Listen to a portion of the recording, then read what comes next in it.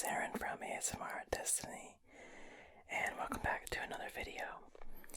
In this one, I'm going to be talking to you in a whisper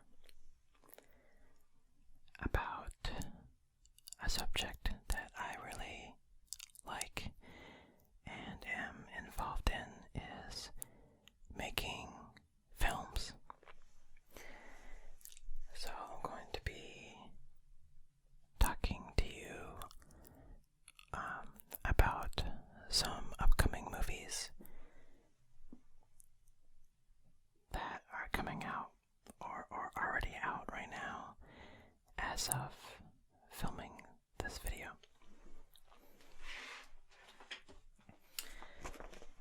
I'm going to be kind of going through the Hollywood Reporter, which is a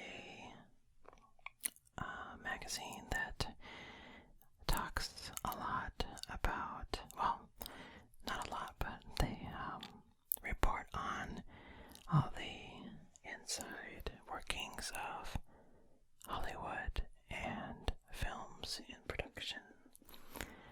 So if you ever want to know the nitty-gritty and insider news about what's going on in Hollywood on your favorite films, this is the magazine to get. So this is the awards preview issue. So they talk a lot about awards, about films that are going to be up for awards in this upcoming season. So if you have not seen the new Peanuts movie, it's pretty awesome. So I watched it a few weeks ago, and pretty much like, if you've ever seen any of the previous films, then you're gonna love this one, because not only do all of the voices sound exactly the same as they used to in the old movies, but more amazingly is that they use all child actors for all of the voices. And then for Snoopy, they actually used some of the voice work from previous films for Snoopy. The animation and artwork I thought was really, really well done, because it keeps with kind of the original look and feel of the comic strips, but then adding that 3D-ish element. It's almost like a 2.5D element to it, where they try to keep with side perspectives and reduce the amount of face-on perspectives, just trying to keep with that comic book or the comic strip feel. And the animation, you would think, because it's in 3D, that it would be totally smooth and flowing animation, but it's not. They actually lowered, I guess, the frame rate. I guess when I say they made the animation purposely choppy, so that it almost looks like it was more cell animated, like cartoons of the past. So, and of course, all of the music is very familiar if you've ever seen a Charlie Brown movie. And it was a nice story. And what's different about it is that it didn't need to introduce a villain into the film to make it interesting, which is completely the opposite of what regular movies. Every movie has to have a villain for some reason, was just a nice breath of fresh air to see a film where you didn't need to have a villain to create a good story or make it entertaining. So Joy, I don't know if you've heard of Joy yet, but this one is up for award nomination. It's gonna be a Christmas movie. Another film that I'm looking forward to watching is The Danish Girl, which is gonna be pretty much up for all sorts of awards when it comes out. Of course, Eddie Redmayne is an amazing actor. He's done amazing work, especially if you have not seen the Stephen Hawking film that he was in. What was it called? The Theory of Everything. If you haven't watched that, that was an amazing performance. I don't remember if he got an award for his portrayal of Stephen Hawking, but I don't remember if he did or not, but yeah, he was pretty awesome in that. And yeah, so The Danish Girl will be out, I think, in December.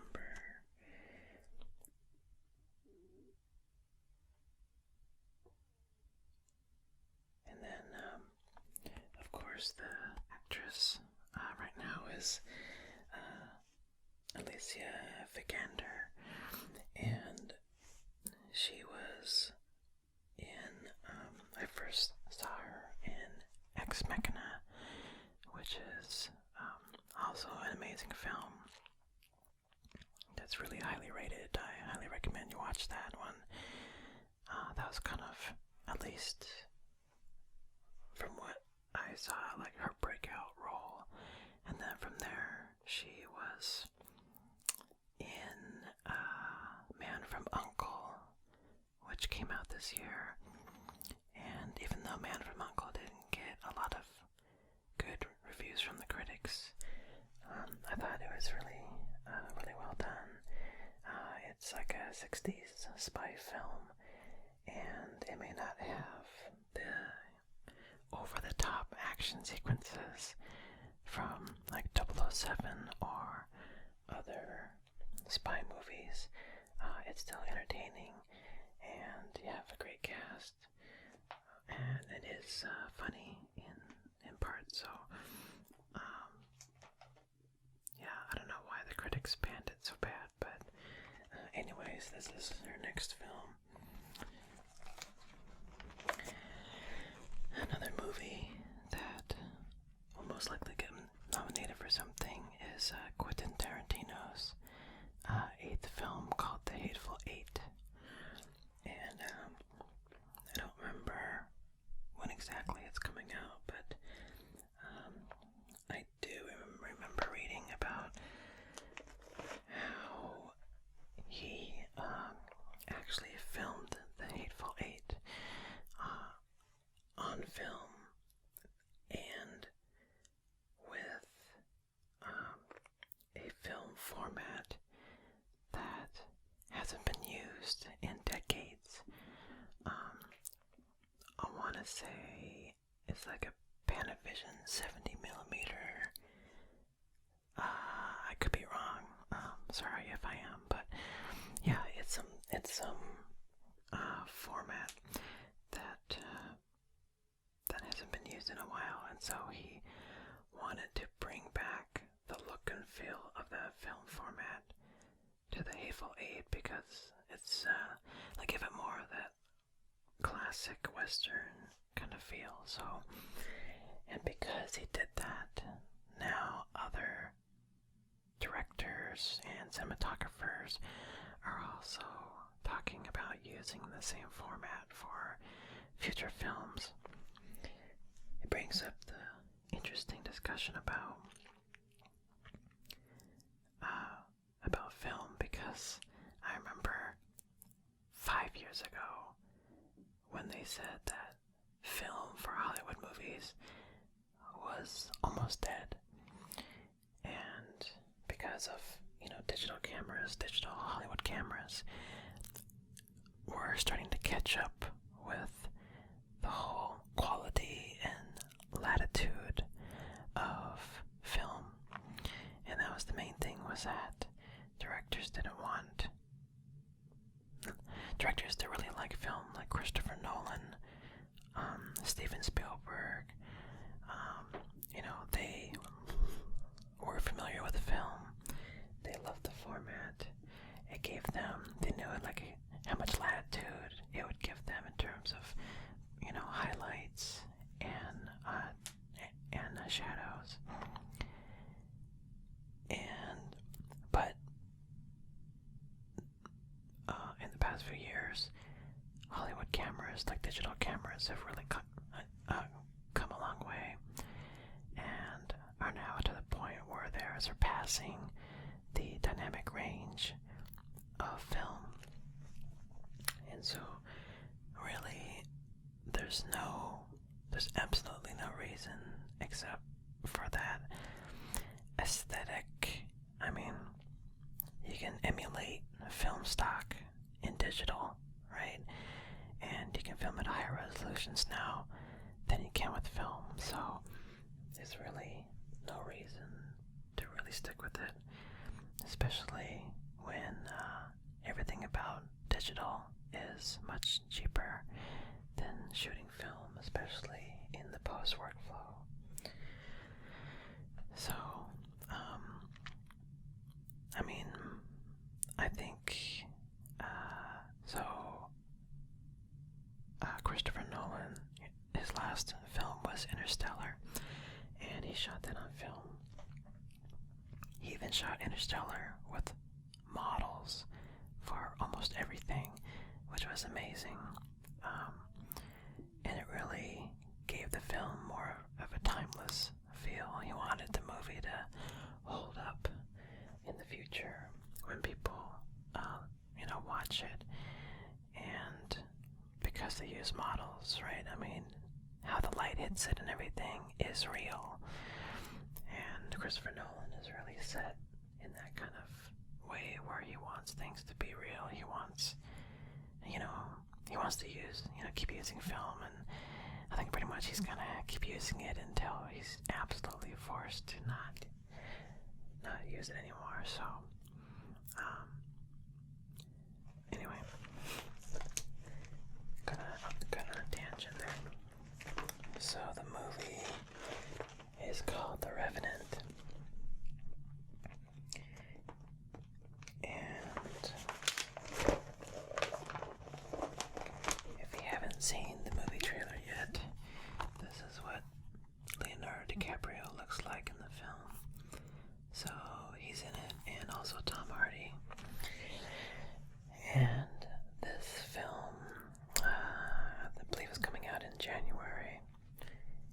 And the awesome thing about this film is, well, first off, it's not going to be a date film, so probably not a good idea to bring your significant other, if you have one, to this film.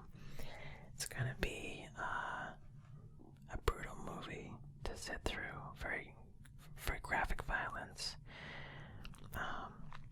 And basically it is about a wilderness adventurer back, I guess this is like a true story, back in like the late 1800s, and he gets mauled by a bear, or attacked by a bear, and gets buried alive, and his son gets taken from him from some acquaintances of him, or a friend or someone.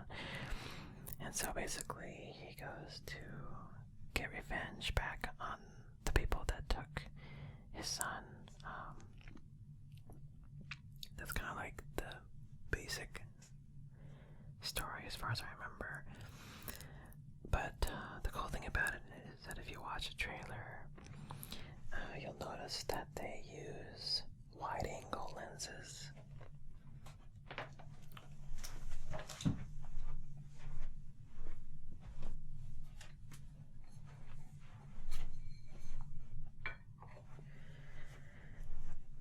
So, this is a wide-angle lens. Of course, it's not exactly the same kind that they use, but basically, this wide-angle lens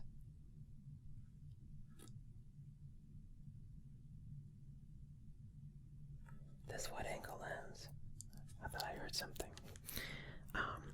Basically, the film was shot with mostly just wide-angle lenses, which movies are generally not filmed in that way, because you basically, when you're filming a scene, you choose the right lens for that shot. So each kinds of lenses will give you a different look, give you a different perspective, give you a different bokeh, which is the background like out of focus look. So yeah, I mean, lenses give you there's so many different characteristics of lenses. But yeah, for that movie, if you just watch a trailer, you can see like they always have a very wide horizontal field of view, and it really gives the movie, just makes it more, I guess, engaging, more surreal. And yeah, just watch the trailer. It's pretty crazy. So I didn't talk to you about even half the movies that I wanted to talk to you about. Maybe I'll talk to you about one more. Let's see.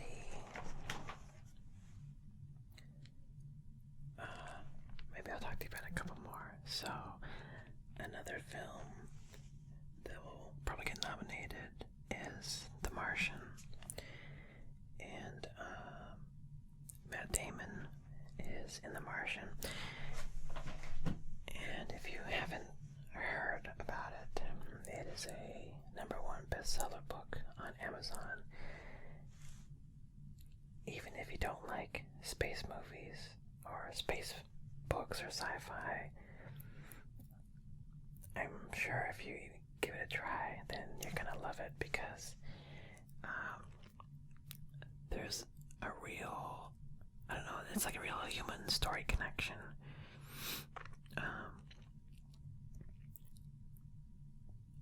There's a lot of things about it. The story is so engaging, and it's not a long read, right? It's not gonna take you that long to read it. But it's basically about a NASA Mars program, and they send humans to Mars. They have this small landing party, and there's a storm on the surface, and the crew have to make an emergency evacuation of the planet, and they accidentally leave one of their crew members behind. And using real science, like real life science, the astronaut on the planet has to figure out how to survive.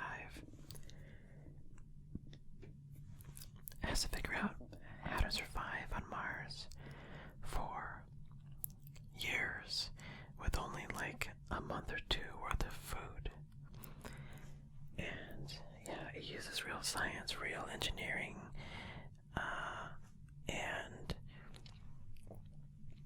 it's just a really awesome story.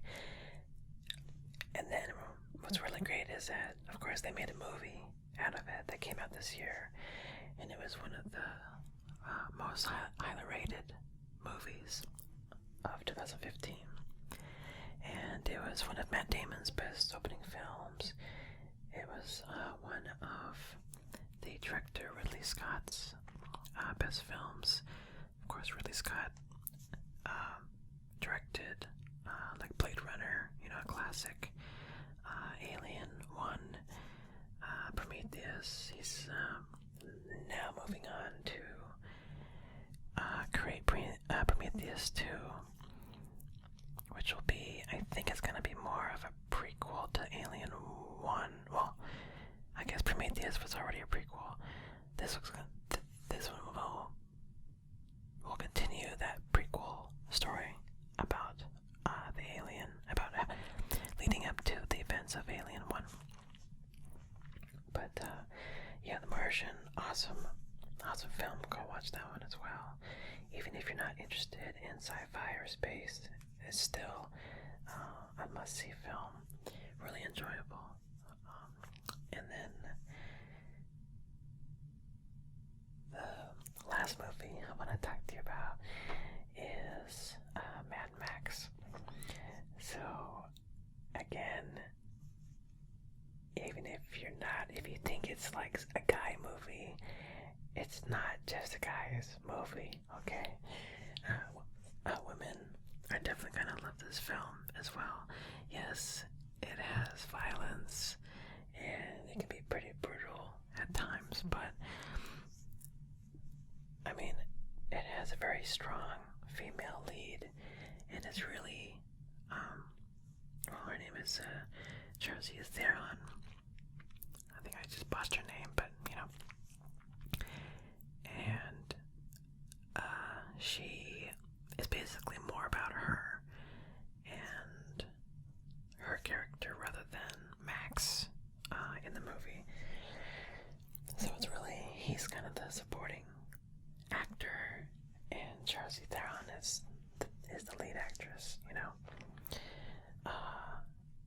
But yeah, I mean, it got 97% on Rotten Tomatoes. One of the highest rated films of this year, and it was directed by the same director as the original Mad Max films, and he waited this long to create a new reimagining of the franchise because of the technology that's available now, that he could actually bring this film to life. What's really amazing about Mad Max is the use of practical effects, and which is a total deviation from other films, because films use a lot of CG. Even regular films use a lot of CG effects, and a lot of it you can't see. If you're looking at a CG character, okay, yeah, obviously that's CG, but there's a lot of non-CG, there's a lot of things that you don't notice that CG is used for. And what's crazy about Mad Max is that a lot of their stunts in the movie are practical stunts, so they really did the stunts in camera for as much as they could, and that pretty much is what gave this movie more impact, more realism, right? Because things are real. When things get too fake, then you pretty much know that it's fake, and it's like, okay, whatever, it's cool looking, but it's not real. But in Mad Max, I mean, as much as they can do, they did it for real in camera, and so they just had amazing stunt performers first off, and then just basically, I mean, it's non-stop entertaining, front to back, and yeah, really, again, highly recommend you watch that one. And that one, that one's a date movie, it can be, so go ahead and watch that one if you haven't yet. Okay, so I'm really out of time, so I hope you enjoyed this whispering to you about movies. And obviously, I have a lot more to talk about, but that will come next time. So, as always,